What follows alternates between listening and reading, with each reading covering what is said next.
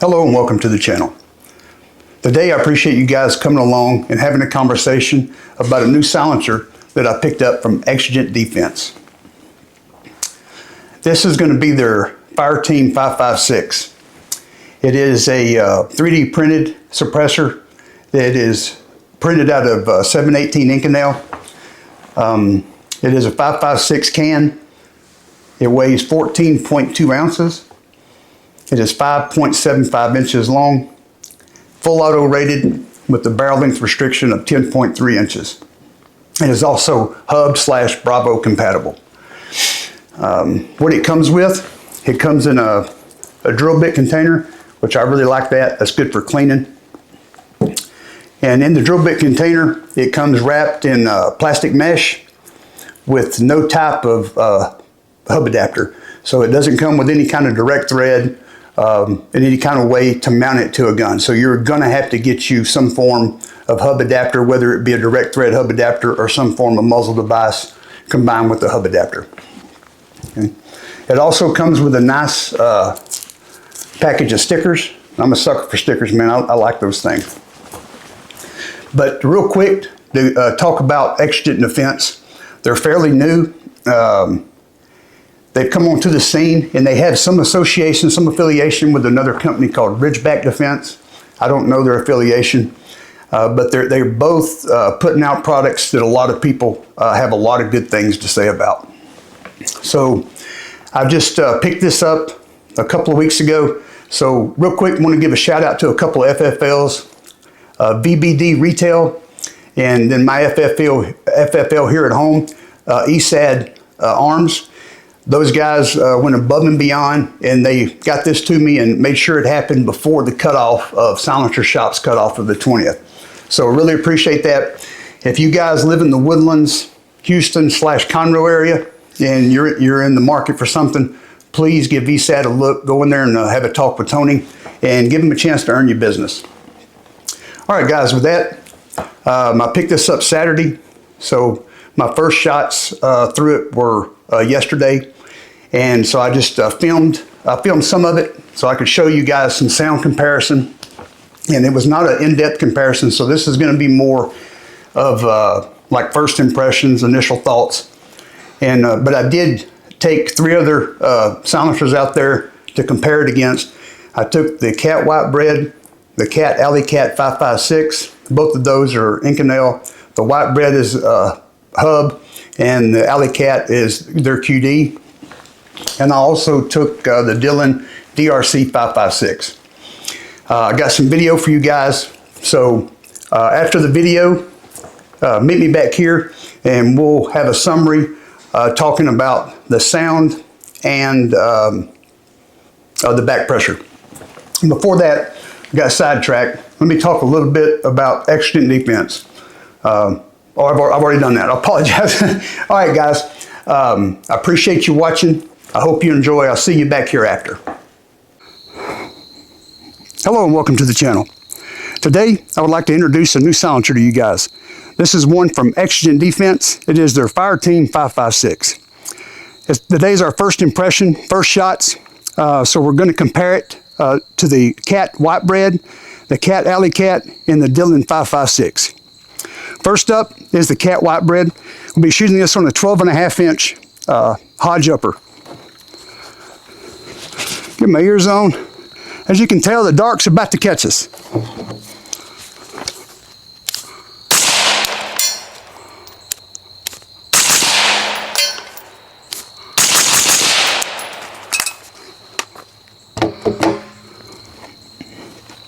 Cat White Bread, this is the Exigent Defense Fireteam 5.56.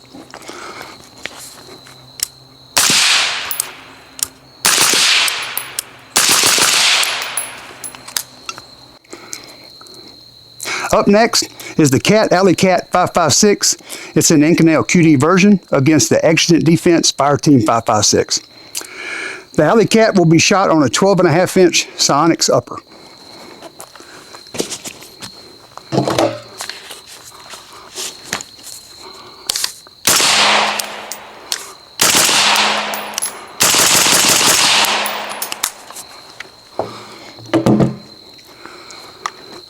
That was the Alleycat. Here's the Exigent Defense Fireteam 5.56.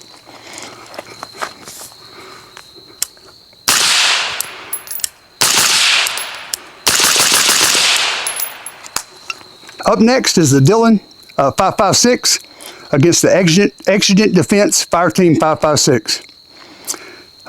The Dillon will be shot on the 12.5-inch sonic upper.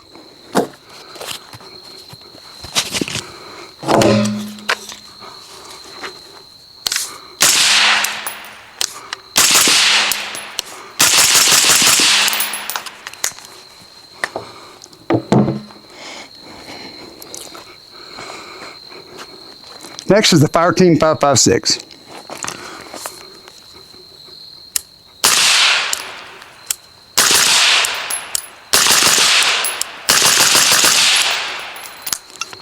Welcome back.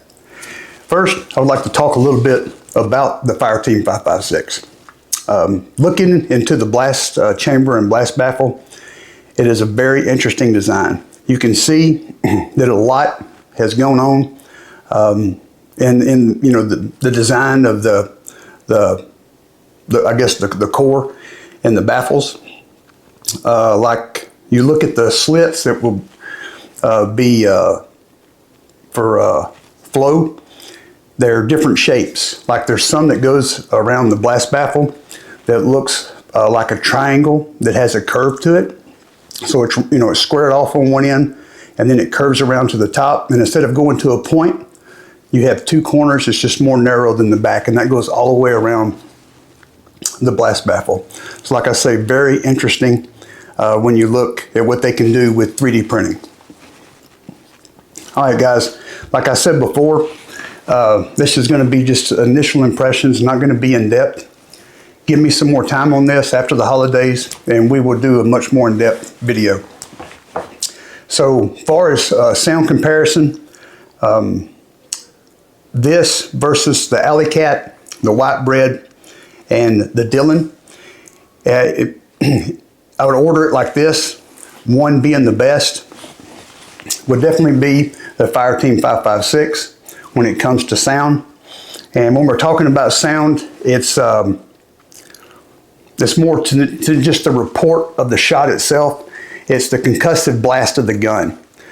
I don't know what they've done with this, but far as how it does the tone, it's the best way I can explain it, guys. And I don't know if this is going to make any sense. It's like when you ring a tuning fork and you hear it ringing and you stick your finger to it and it just goes dead. That's very similar to what this does to the report of the shot from a 5.56 gas gun. Okay, it is impressive. It's very comparable to the Dillon 5.56 as far as in sound, but it does edge it out. And it also, what it does compared to the Dillon 5.56 is it does a lot better job at reducing back pressure. You don't hear anybody talking about it, but man, that Dillon 5.56, it is an extremely gassy can. I've heard a couple of people, one guy said it was like similar to the Velos. That has not been my experience. I have not been able to duplicate that in any time that I have been shooting the Dillon. And one gentleman labeled it as just a little bit more back pressure than a white bread. And again, I have not found that to be true. So I'm not saying those gentlemen are wrong. I'm just saying my tests have not shown me that the Dillon is actually pretty offensive. It sounds amazing, but the back pressure on it is it's a no-go for me. Okay, and I will digress on that.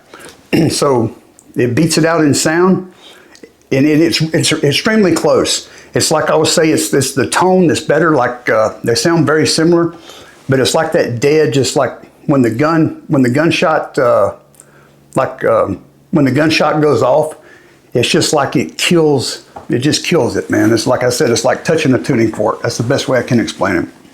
And it does an amazing job. So. Sorry, I got sidetracked. So it would be number one would be the Fireteam 5.56. Number two, a very close number two, is the Dillon, and I say this is in sound and sound alone. Number three would be the Alleycat, and then number four would be the white bread. Okay, now talking about back pressure. Okay, and there's more to than just like a single shot Like a way I assess back pressure is I have a couple of uppers that I've assembled and put rifle speed gas blocks on them, mainly for that purpose.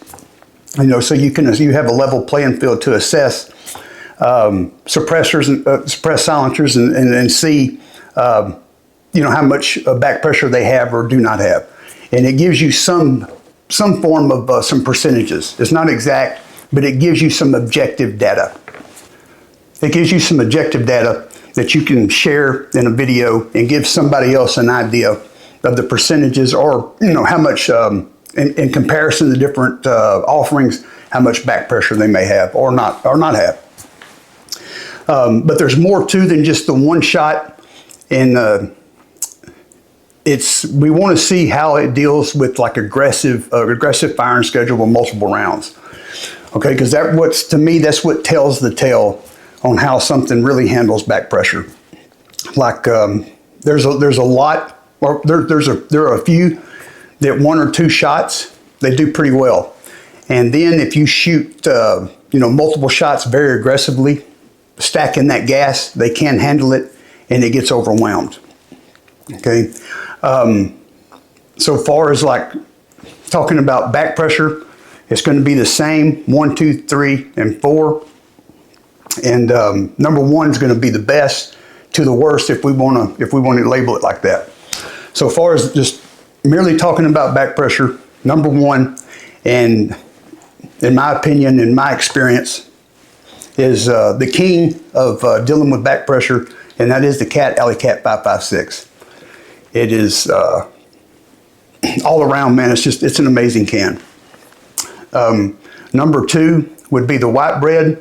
Number 3 would be the Fireteam 5.56, and number 4, which a long 4 out, would be the Dillon 5.56.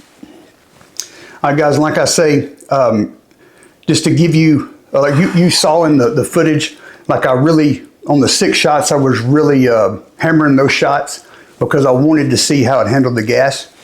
Here's what you can expect.